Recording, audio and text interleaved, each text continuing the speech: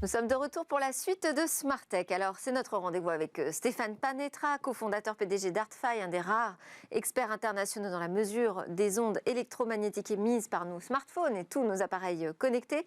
Bonjour Stéphane. Bonjour Delphine.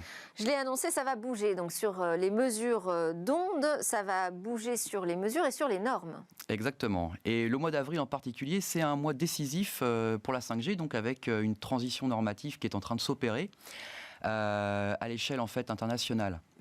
Donc sur les émissions des ondes émises par les téléphones portables en particulier. Donc les smartphones 5G. Exactement. Alors ce sera aussi applicable pour les ondes des technologies 2G, 3G, 4G.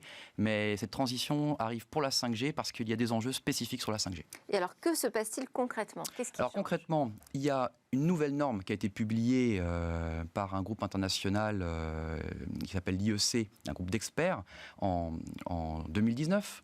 Et qui est sur le point d'être intégré dans les textes législatifs de la Commission européenne.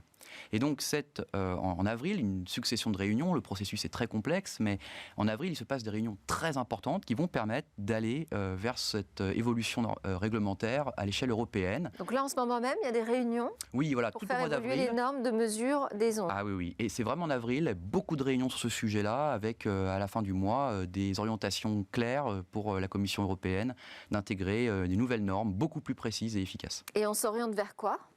Alors on s'oriente en fait vers cette nouvelle norme qui va finalement remplacer les anciennes finalement qui ont plein de limites, qui sont finalement dépassées, elles étaient exclusives technologiquement, elles ne permettaient pas de mesurer correctement notamment les émissions multiples de la 5G. Donc là l'idée c'est vraiment de changer de norme avec des normes beaucoup plus modernes qui ouvrent l'arrivée de technologies de mesure beaucoup plus sophistiquées pour soutenir la 5G en particulier. Et ce sera plus lisible aussi pour les utilisateurs ? Ah oui, alors ça va avoir tout un tas de conséquences positives sur ce marché qui évolue fortement et je vais y revenir juste après, mais ça va permettre à l'utilisateur d'avoir plus d'informations car son téléphone, avec ces nouvelles technologies, va pouvoir être testé individuellement.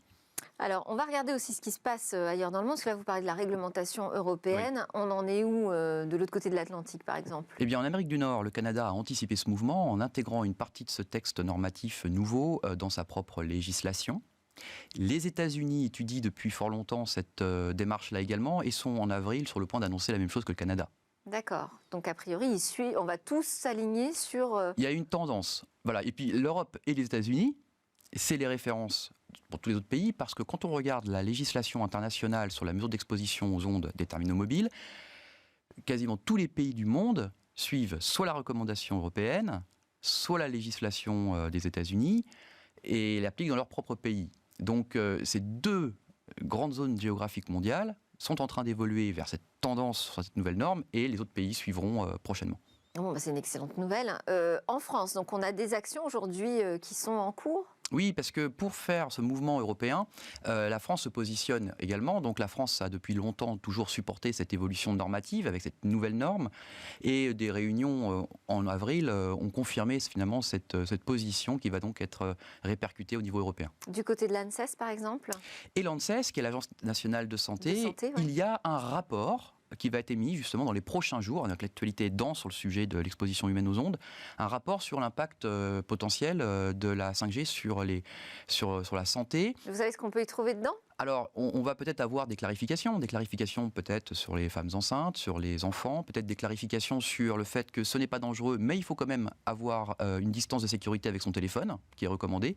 Donc peut-être des clarifications vont être apportées là-dessus dans ce rapport. On a aussi l'Alliance française des industries du numérique qui bouge sur ce sujet. Oui, parce que en fait, finalement, il y a un vrai mouvement global dans cette industrie de prise de conscience et de prendre le taureau par les cornes, comme on dit. Et finalement, cette nouvelle norme est une opportunité pour les industriels de tester mieux, de tester plus. Et l'Alliance française du numérique, donc la FNUM... Donc la FNUM ne freine pas, elle est plutôt demandeuse ? Oui, d'ailleurs, elle crée un comité de travail ondes et santé sur ce sujet-là, qui se relance et dont les premiers travaux débutent cette semaine. D'accord. Alors vous disiez que vous alliez y venir. Alors, venons-y à ce que ça change pour les utilisateurs, la transparence, je ne sais pas, est-ce que le marquage sur les téléphones va être modifié ? Alors, en fait, à l'image de ce que fait l'Agence nationale des fréquences, il y a plus de contrôles qui sont réalisés. D'ailleurs, ils sont équipés d'un nouveau laboratoire avec les nouvelles normes. Donc, il va y avoir plus de contrôles sur le marché. Plus de contrôles parce qu'il n'y a pas assez de tests réalisés en production. Donc il y a des dérives. Et ce qui va être avec cette nouvelle norme possible de réaliser, c'est qu'avec ces nouvelles techniques de mesure qui sont reconnues dans ces nouvelles normes, il va être possible de tester tous les téléphones qui sont mis sur le marché, mais également les mobiles reconditionnés. Il y a ce business model nouveau de la réparation des téléphones mobiles. On a tous eu l'écran cassé, etc. Qu'est-ce qu'il se passe sur les performances de ce mobile ? Là, il y a un trou dans la raquette d'un point de vue réglementaire. Qui va les tester quand ? Comment ça va fonctionner ? Eh bien déjà, il va y avoir des laboratoires, comme le laboratoire Nexio, laboratoire français, qui supporte également cette nouvelle norme, qui teste des mobiles pour les reconditionner. Mais ça ne va pas être suffisant. Il va falloir également accompagner les industriels, en plus des essais de laboratoire faits par ce laboratoire-là, par exemple, des essais directement en ligne de production, de tous les produits reconditionnés, mais également les produits neufs, car pour des raisons industrielles, structurelles, il y a des déviations en production. Et d'ailleurs, la NFR l'observe en mesurant des mobiles au-dessus des seuils. Et ça va ralentir les chaînes de production ? Non, parce que grâce à cette nouvelle norme et les technologies de mesure qui sont associées, la mesure est devenue tellement rapide. Vous voyez qu'une mesure avant unitaire se faisait en 40 minutes, sachant qu'un téléphone mobile sort des chaînes de production toutes les 17 secondes. Impensable industriellement de tester, de ralentir les lignes de production à 40 minutes par téléphone. Donc là, le test désormais va se faire en quelques secondes, ce qui devient complètement compatible à la durée de production d'un téléphone mobile. Et donc, ça devient un coût pouillamesque, complètement négligeable par rapport à la garantie qu'il apporte de tester en production tous les téléphones avec cette nouvelle technologie et cette nouvelle norme. Bon, donc c'est que des bonnes nouvelles aujourd'hui. Oui, voilà. Donc maintenant, il n'y a plus qu'à de permettre aux consommateurs de constater, lorsqu'ils achètent un téléphone mobile, sur la boîte, sur le téléphone, que ce mobile, précisément, qui est dans cette boîte, a été testé. Merci beaucoup Stéphane Panetra pour ces éclairages. Je rappelle que vous êtes cofondateur et PDG d'Artfy. Merci Delphine. On passe à notre section Et demain, des robots autonomes pour aller chasser nos trésors.